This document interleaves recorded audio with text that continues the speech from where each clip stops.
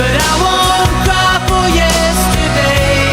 There's an ordinary world somehow I have to find. And as I try to make my way to the ordinary world, I will learn to survive.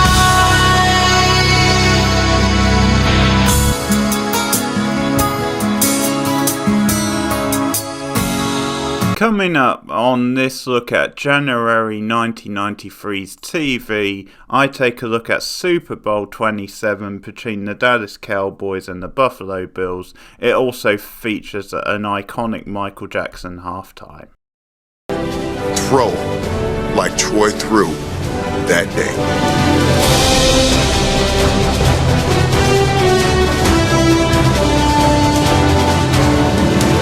Plus, the show about nothing comes into its own. Just talking? Well, what's the show about? It's about nothing. No story? No, forget the story. You gotta have a story. Who says you gotta have a story? Remember when we were waiting for that table in that Chinese restaurant that time? That could be a TV show. Everybody I know is a character on the show. Right. And it's about nothing. Absolutely nothing. So you're saying I go into NBC and tell them I got this idea for a show about nothing? We go into NBC. We? What do we got? An idea. What idea? An idea for the show. I still don't know what the idea is. It's about nothing. Right. Everybody's doing something. We'll do nothing. So we go into NBC, we tell them I got an idea for a show about nothing. Exactly. They say, what's your show about? I say nothing. There you go. I think you may have something here. And more antics from off the beaten track as Northern Exposure reaches its season 4 midway point. How's it going? Can I get you something? Shelly. My new acid raincoat. It's an addiction, cost hauling 25 energy units. Wow. It for you, Ed. Fresh oxygen. Nice glass of water, maybe.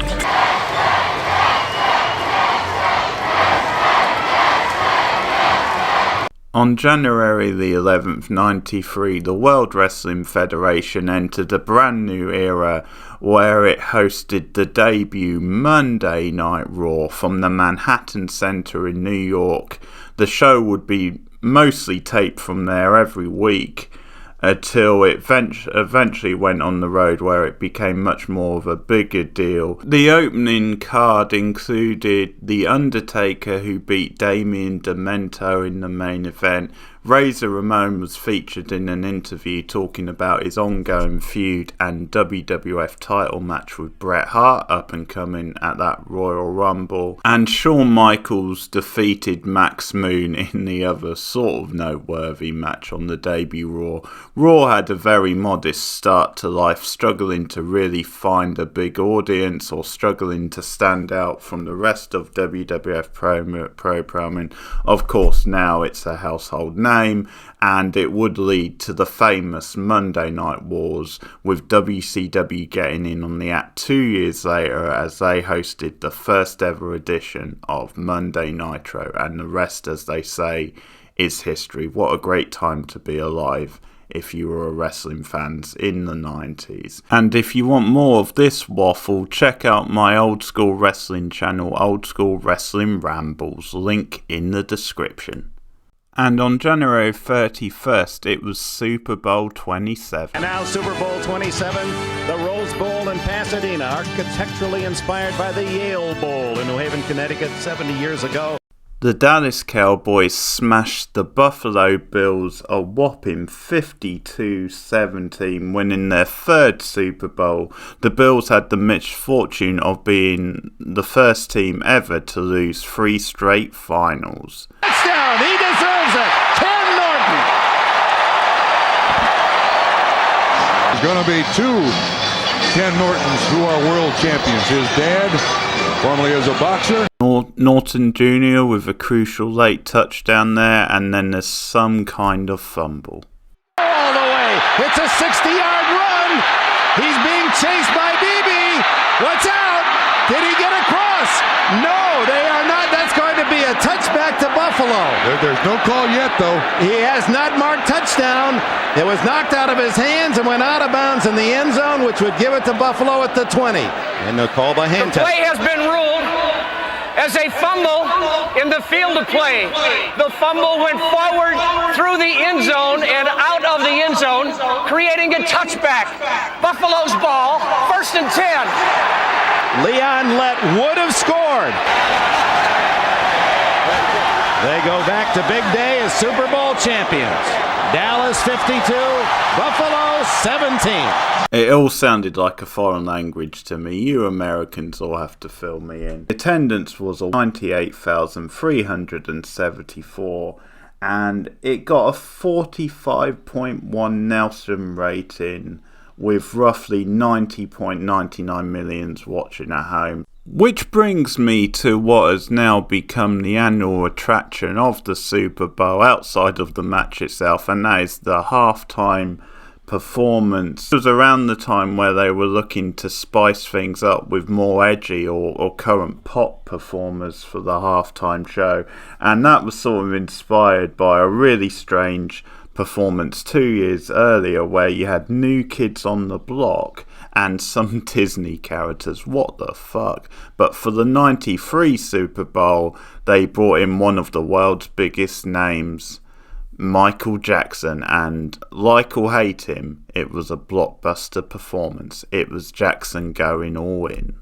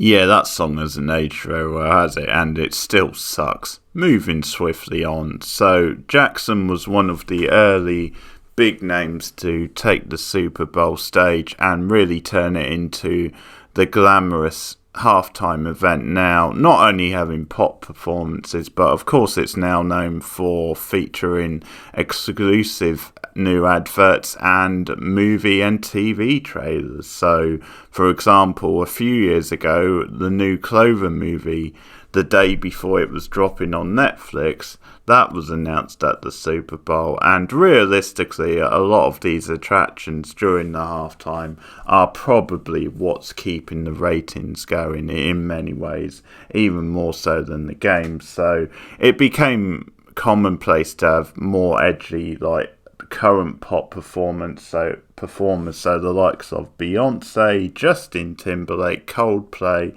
Madonna have all played the Super Bowl. And then you have from 97 just a bit of fun novelty as the Blues Brothers headlined the halftime along with soul legend James Brown. Now all these big famous names, and then you have one of the most baffling choices and one of the lame-ass performances you'll see anywhere in the world, and that was Maroon 5 from 2019. What the effing fuck was this? nobody love. You understand what I mean when I say the way we're gonna get up, baby. And like a little cries in the face of a monster late in a dream. In basketball, on January the 8th, Michael Jordan reaches his game high of 35 points, leading Chicago to a 120-95 win over Milwaukee, giving Jordan exactly 20,000 points in his 620th game. He's the second fastest man to reach the milestone after Wilt Chamberlain, who took 499. And in UK sport, cricket legend and all-round nice guy Brian Lara made history, scoring his maiden Test century with 277 for the West Indies against Australia, the drawn third Test at the Sydney Cricket Ground.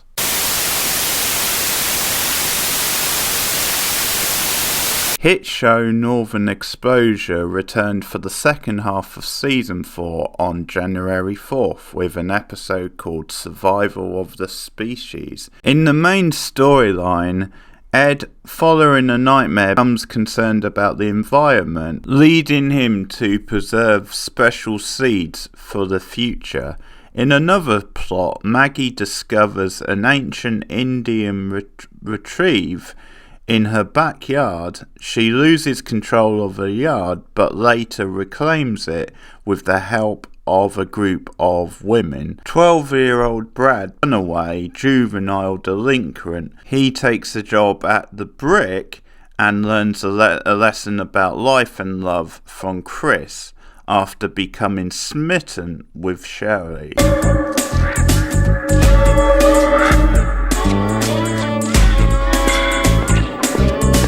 Raincoat is an addiction, cost hauling 25 energy units. Wow. Get for you, Ed. Fresh oxygen. Nice glass of water, maybe. 56% pure. Hauling, what happened to your hair? Oh, little reaction to that toxic inversion layer we had last month. I think it's hot. Real thing. O2. Oxygen. First hit free. Come on, Ed. What, you got two left feet or what? Dr. Fleischman? What's happened to you? Like a schmuck, I listened to the ozone report. I went out without my SPF 360 sunblock. Look, I don't have much of an appetite. You want this? Happened, everybody's... What, Ed? Ed? What's wrong, Ed? I've never seen any of Northern Exposure, but now I want to, just based on Ed's stream. That's pretty wild stuff. So the episode got 22.9 million views in the Nielsen rating in what was actually Northern Exposure's highest season when it comes to ratings. Fun fact, the opening episode of the season was called Northwest Passages, which sounds kind of close to what the original name of Twin Peaks was, which was Northwest Passage. 4 of Northern Exposure ended in May, and it would return for its 5th season in the fall, September. The series would run to a 6th additional season before ending a total of 110 episodes, and high critical acclaim, multiple awards, and a strong cult following. Definitely a show I've got to take a look at some point on the channel. Alan Spielwell says of the show that the 3rd season concluded with a flashback to the town's foundation in 1908 by a lesbian couple looking for a place where they wouldn't be condemned for their differences, when it briefly took on a reputation as the Paris of the North, where Franz Kafka might come in search of a cure for writer's block. This seemed about right based on what we had seen of the modern version. In early '93, Seinfeld was in the middle of its most successful season, the groundbreaking Season 4. The early seasons of the hit sitcom had middling ratings and mixed reviews from the critics. A bold new direction early in season 4 introduced a season-long arc, a rarity in broadcast TV at the time, especially for sitcoms. Often called the show about nothing, fourth season coined the phrase with the long-running arc, where Jerry and George pitched a sitcom idea to NBC wigs on a show about their daily lives. George wants the show to be about nothing but their everyday lives. That is until the threat from the executives of not greenlighting the show leads to a compromise. This very realistic commentary closely resembled the real TV politics and some of the skeletons of these early seasons of Seinfeld. The irony being that the first couple of seasons felt too much like every other sitcom. It was when they added a bit more edge and a bit more colour then it really took off.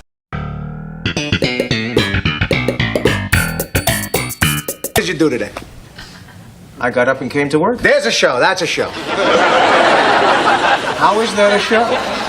Well, maybe something happens to you on the way to work. No, nothing happens. Well, something happens. Well, why am I watching it? Because it's on TV. Not yet.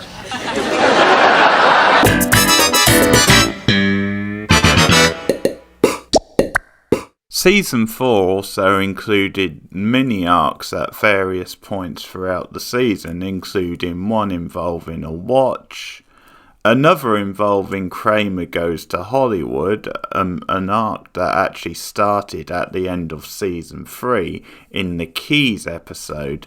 This one has a weird mix of a Twin Peaks style thing along with a Sunset Boulevard style riff. Would you like to buy me a fat-free frozen yogurt at the store, Kramer? I can't right now. I got a very big meeting. I got these people interested in my movie treatment. And you're too sensitive like me. Helena, you're wrong. I'm not that sensitive at all. I was engaged to Mickey Rooney. He left me at the altar. Kramer! That two-part episode also featured a nice cameo from the Wonder Years star Fred Savage himself. Quite a few cameos from real-life actors over the years on Seinfeld, and another arc was the Crazy Joe Davola arc. Make me laugh, clown.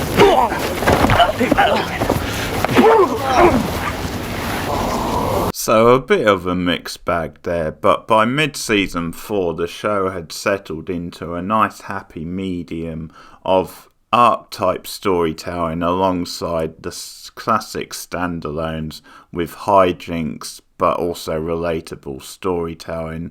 And there's a good example of that with the episode that the show returned back to at the start of January, and that is the movie where through a series of misunderstanding the friends get separated. Yeah, I went in with a pretty woman, kind of short, big wall of hair, face like a frying pan. Nope. Oh, Hank, listen, by the way, have you seen a tall, lanky doofus with a bird face and hair like the Bride of Frankenstein? Haven't seen him. Do me a favor.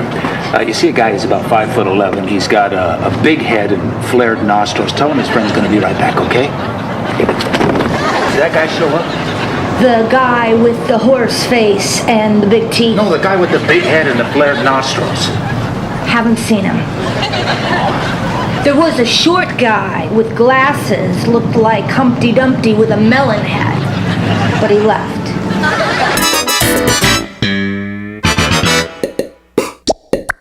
Also in that episode, to make Jerry's night even worse, he gets saddled with the annoying up-and-coming comedian Pat Buckles, an early version of the Kenny Banner character.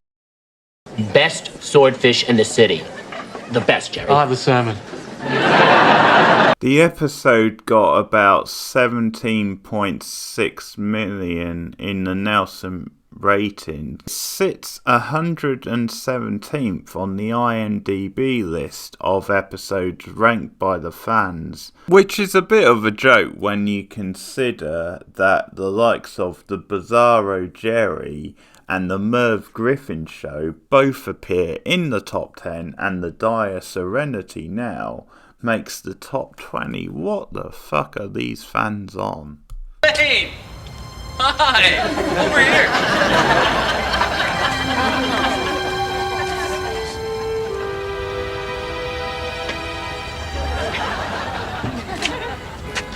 The movie is actually a firm favourite of mine and a bit of an underrated episode, I think. It appeals in the same way as Season 3's The Parking Garage appeals, as a very relatable bottle-style episode, all set in the one location pretty much, and a simple but funny, relatable idea which is heightened just a little bit for the purposes of the comedy. You really can imagine this happening to real life people, so it's a bit of an unsung gem, I think. And season 4 has some of the best episodes of the whole series in the run up to the finale of the season, including The Implant with a brilliant cameo from Terry Hatcher. You have The Old Man, another favourite, and also Junior Mint, which might be one of the best episodes of all times. There's some dated ones, including The Outing, which you'll have to see the episode to see why that could be a bit dated seeing it now. But also in season 4, the standard of the casting went up and the recurring guest stars took an upward turn, and that includes George's entertaining but erratic parents, Estelle and Frank Costanza, being elevated to the main cast and both appearing for the first time. Great debuts for them. Estelle appears in the contest there, played by Estelle Harris, and Ben Stiller's father, the late Frank Stiller, debuted as his father Frank, but the original spot went to John Randolph as Frank, and he was later replaced by Stella. But in a nice story, Stella confirms that he got Randolph's permission to replace him, because when they put out the episode The Handicap Parking Spot with Randolph as Costello, they just came to the conclusion that he played it too straight and just wasn't as funny. I think he had a stage background, something like that. And they did this really cool thing where they later redid the episode with Jerry Stiller as Frank, and you had the alternative. So obviously on the DVD you've got both versions, so you can actually choose. But that's just one of those things, a bit like what happened with Jerry's dad Morty, where they originally cast a different actor and he appears in one very early episode, but they decided then he wasn't really what they were looking for, so they replaced him later on, and the rest is, of course, history. Season 4 also took place during a time where the show was being considered for the axe by NBC executives. When they did their yearly review, they weren't very impressed with it, including the casting, all the rest.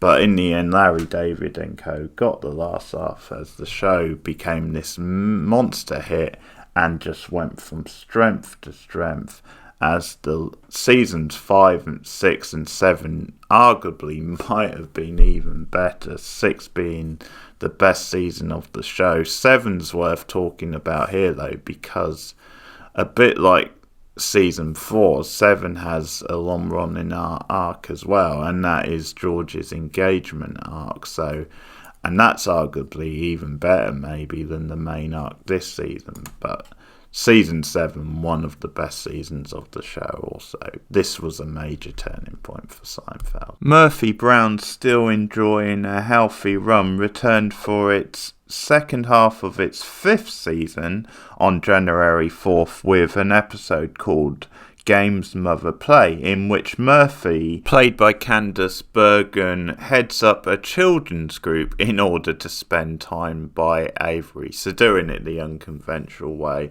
The episode got roughly 27.9 in the Nelson rating, so Murphy Brown very much an established sitcom and American Institute at this point. I don't know how well it's travelled. I've never seen an episode, and it's one which hasn't really been shown that much in the UK, so, but I know it has its fans. That's Murphy Brown. And over on Springfield, Homer tries to work a monorail, with disastrous results no doubt, in Marge vs. the Monorail, written by Conan O'Brien and guest starring Phil Hartman and Leonard Nimoy himself.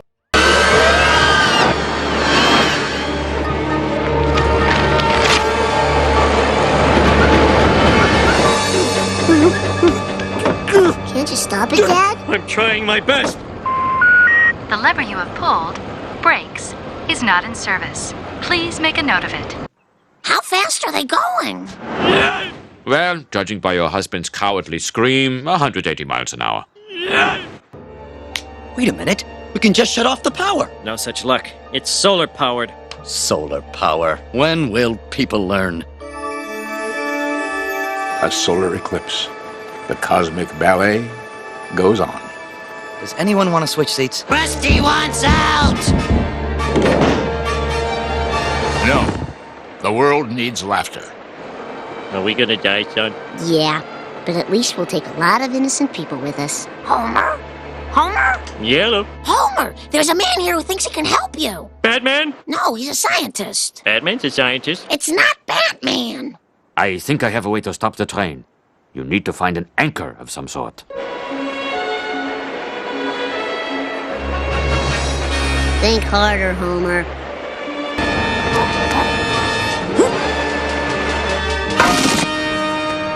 Dad?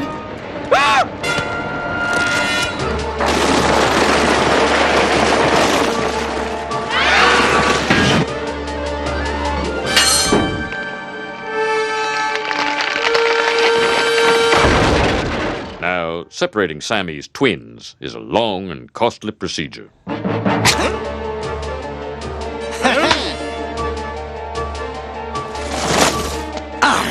You call that an anchor?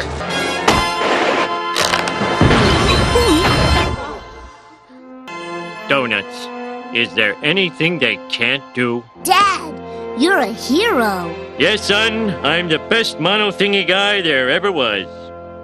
There is only one way to end this trip down nostalgia lane for the month, and that is to get some fun and innocent sexual innuendo from Baywatch itself. Some vintage Baywatch in action from the episode Strangers Among Us, where a diamond smuggler tries to reclaim diamonds which he left in some character's surfboard. Well, that was a dumb place to leave them. I guess he can't be looking very hard.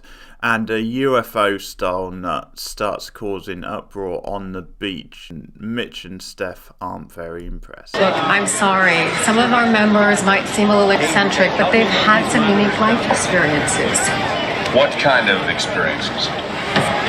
They've been abducted from their homes by the alien presence on this planet. Oh. Taylor. Dr. Faye Taylor. Mitch Buchanan. Doctor of what, may I ask? Well, I received my doctorate at Stanford in astrophysics, not Star Trek reruns. Mitch, care to volunteer for the alien patrol tonight? Oh, well, I can take a double shift. No problem. Got you covered. CJ, don't tell me, but you're a charter member of this group. No, but I have read 2 of Dr. Taylor's books. It's a pleasure to meet you. I caught your lecture in Pasadena. It was great. I'm CJ. To hold the music, I'll tell him when. You know, I didn't believe any of this stuff either. Till I was hired by the Navy to work with submarine crews who reported underwater sightings that nobody could explain. So CJ is secretly a UFO nerd, And this really attractive looking woman is really unattractive because she sticks on nerdy glasses. Gotcha, TV show. That's just what we want, really. More attractive, more insanely attractive popular people making fun of us less attractive nerdy types. Gotcha. It's almost like this sort of plot requires Baywatch to have his own crazy X-Files spin-off. What's that you say? And you thought saving lives during the day was tough. Wait till you see the nights. From the producers of Baywatch, the world's most popular show, David Hasselhoff, Baywatch Nights. I'll let Alison Prangler have the final words like only she can. Be sure to give her channel some love. I'll see you soon for some more 1993 TV nostalgia. Okay, the one with the aliens? Give Baywatch Nights shit it deserves, but let's not pretend the original show was not batshit from the get-go. Speaking of aliens with no concept of how Earthlings work, we have the long not awaited return of Jimmy Slade. And I guess he got to the World Surfing Championships after all? Did he bone Jesse Spano and get that sponsorship? Oh well, who remembers that now? Look at these sweet early 90s filters. Meanwhile, this guy is hiding some stolen diamonds in a surfboard, because of course we've got another jewel heist plot. It's like they decide what's gonna happen in an episode by using a dartboard to pick a bunch of random things. And guess who ends up with the diamond surfboard? Hooray, I am the winner. Kid, you want to see something? Yeah, sure. Look at the scar on my blade. Whoa there, buddy! A strange man asks your kid if he wants to see something and immediately starts undressing, and you're just gonna stand there and watch, Mitch? No, man, I want to see how this plays out. Future professional alien hunter Mitch Buchanan is super patronizing about all of this alien business because he's got a speech of some sort to make in San Diego. Hobie would rather stay with the alien hunters than listen to him talk. This will be an experience.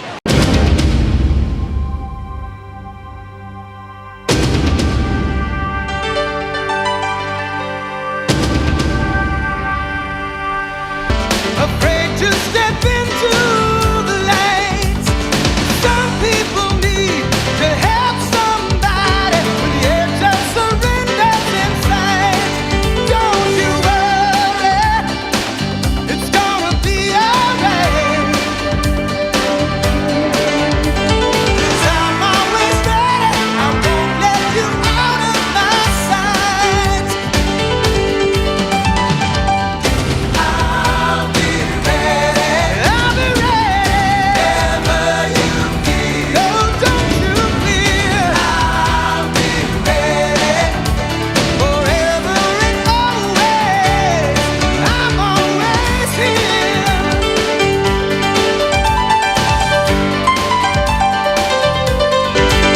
'Cause I'm always ready, I won't let you out of my sight. No. I'll be ready, I'll be ready. Wherever you feel, no, don't you fear. I'll be ready, forever and always. I'm always here.